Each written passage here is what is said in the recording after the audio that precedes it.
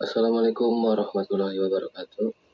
Perkenalkan, nama saya Muhammad Bahtiar dari RA10 Manajemen Universitas Primagraha.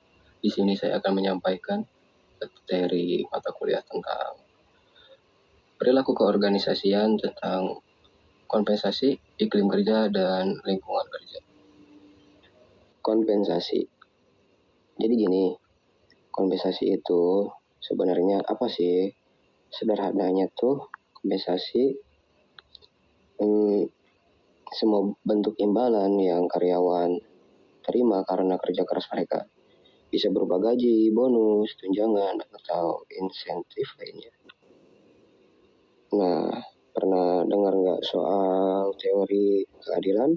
Bahasa kerennya itu equity theory. Ini teori yang cukup terkenal dari John Stacey Adams. Intinya gini tuh tentang teori ini. Kita tuh cenderung banding-bandingin apa yang kita dapat dengan yang orang lain dapat. Terutama kalau mereka kerja di posisi atau bidang yang sama tuh sama kita. Misal, kalau kita tahu teman sekantor yang kerjanya sama, tapi gajinya tuh lebih gede itu daripada kita. Kita bisa jadi ngerasa nggak adil dan mulai nggak semangat kerja gitu kan. Nah, kita ambil contoh. Misalnya ada 2 orang. Jadi orang yang pertama itu Budi dan Padli gitu ya. Ini contoh, mereka kerja di posisi yang sama, tanggung jawabnya juga mirip. Tapi suatu hari Budi tahu kalau bonus si Padli ini lebih besar gitu daripada punyanya dia gitu. Padahal kerja mereka mirip-mirip. Nah, kalau Budi ngerasa ini nggak adil, dia bisa jadi mulai malas kerja atau bahkan cari kerjaan lain yang menurutnya lebih baik dan bisa ngerasa adil gitu. Di sini perusahaan perlu banget ngecek lagi sistem kompensasinya biar semua karyawan ngerasa dihargai gitu dengan adil.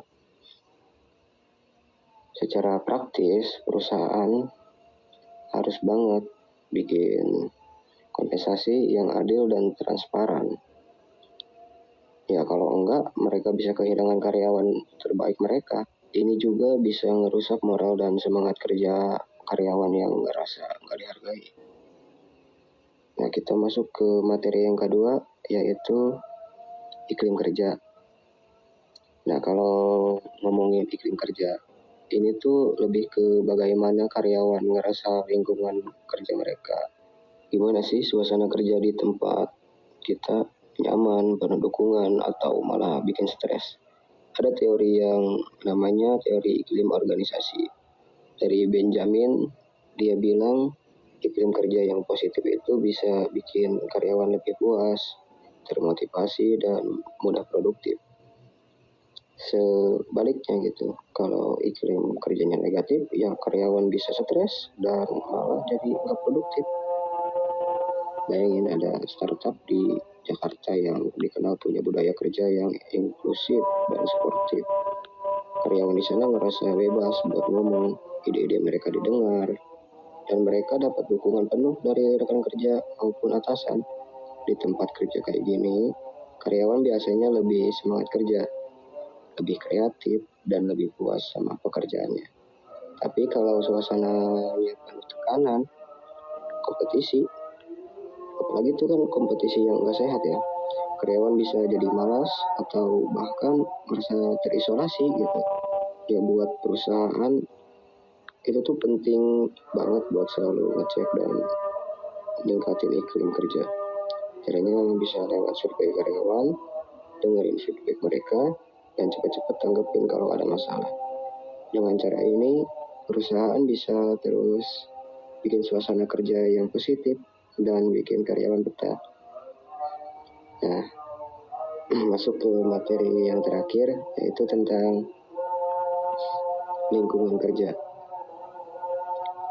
Lingkungan kerja itu lebih ke hal fisik dan non fisik di tempat kita kerja yang bisa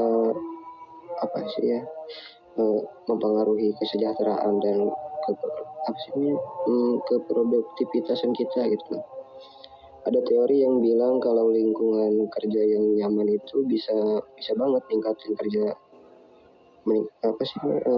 ningkatin kinerja kita. Nah, itu maksudnya.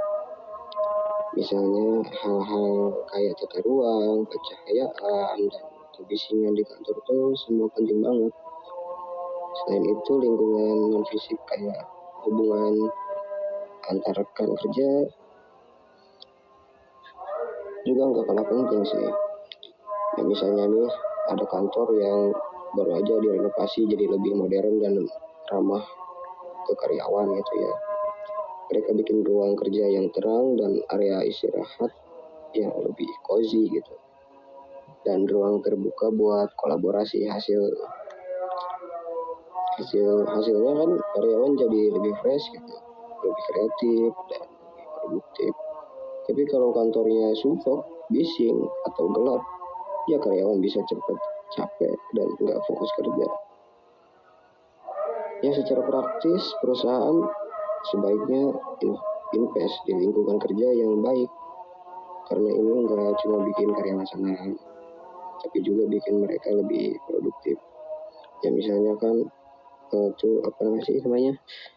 tata ruangannya gitu kan, bikin nyaman, kursi yang enakin lah buat duduk, buat ditempatin gitu, pencahayaannya gitu yang pas bisa bikin karyawan betah gitu kan di kantor. Nah, mungkin hanya itu yang bisa saya sampaikan. Jadi kesimpulan dari materi ini tuh, ya poinnya itu yang pertama kan di kompensasi. Ya kan kompensasi itu kan singkatnya itu imbalan yang diterima karyawan atas kerja mereka gitu. Ya, dan harus diberi secara adil untuk menghindari ketidakpuasan dan penurunan motivasi. Nah, yang kedua itu tentang iklim kerja tadi kan. Nah, kan ini kan tentang berkaitan suasana gitu kan. Harus perasaan karyawan gitu terhadap lingkungan kerja mereka. Ya pokoknya iklim kerjanya positif, ya bisa ningkatin kepuasan gitu. Yang ketiganya itu lingkungan kerja. Ya, lingkungan kerja itu yang meliputi ya aspek ya fisik dan non fisik tadi. Ini juga mempengaruhi kesejahteraan dan produktivitas mereka gitu. Ya, mungkin cukup sekian dari saya. Aduh ya Allah. Cukup sekian dari saya. Saya Muhammad Bahtiar, izin pamit mundurkan diri. Bila banyak salah kata mohon dimaafkan. Mungkin hanya itu. Semoga dapat bisa dipahami. Cukup sekian dari saya Muhammad Bahtiar. Wabillahi taufiq wal hidayah. Wassalamualaikum warahmatullahi wabarakatuh.